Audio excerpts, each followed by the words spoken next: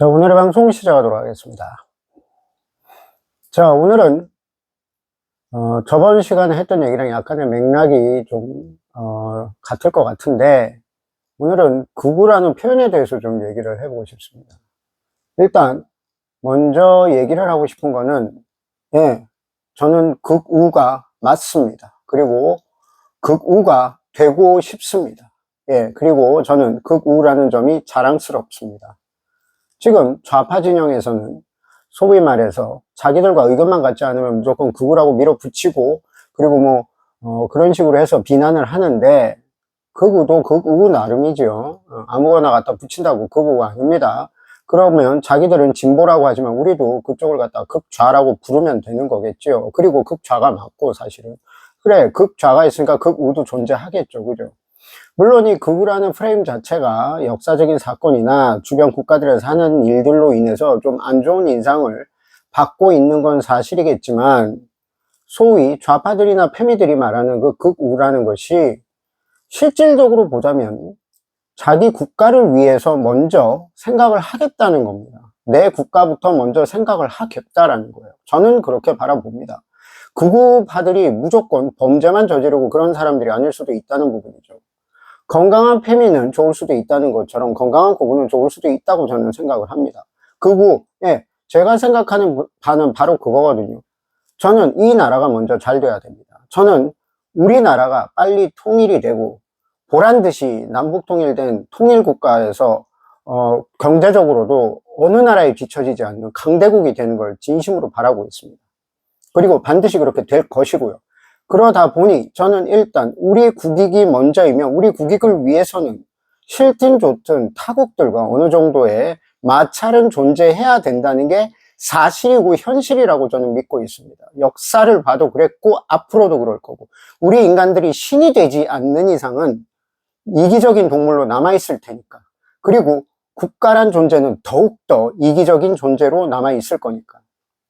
그렇다면 그럼 도대체 그럼 좌파들이 세상을 잡았으면 세상은 평등해져야 되고 아름다워져야 되고 모든 사람들이 나누면서 살아야지. 그게 안 되잖아.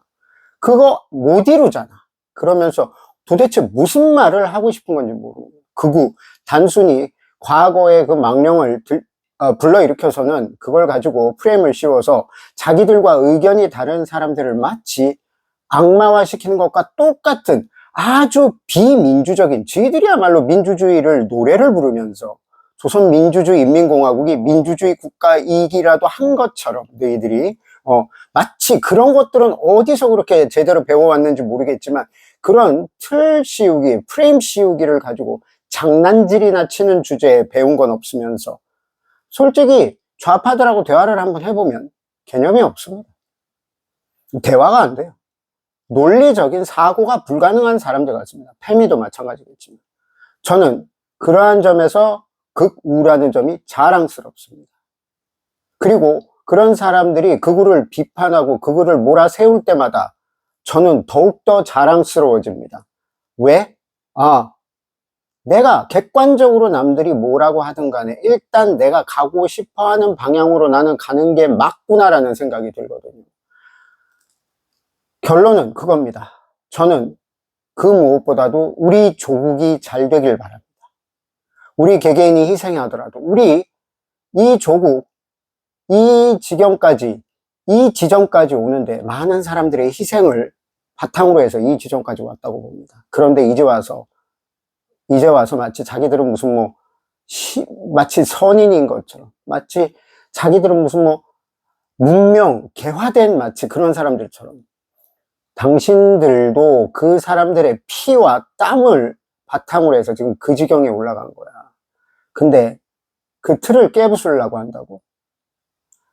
중요한 점은 우리의 조상님들, 그리고 우리의 선조들의 피, 그리고 희생을 통해서 세워진 이 조국이 반드시 통일돼서 잃어버린 영토도 되찾고, 그래서 강대한 대한민국을 만들어서 세계적으로도 둘째가라면 서러울 만큼 강대한 국가가 되어서 그 국가를 우리 후손들에게 자랑스럽게 물려주는 것, 그게 제 극우의 목표입니다.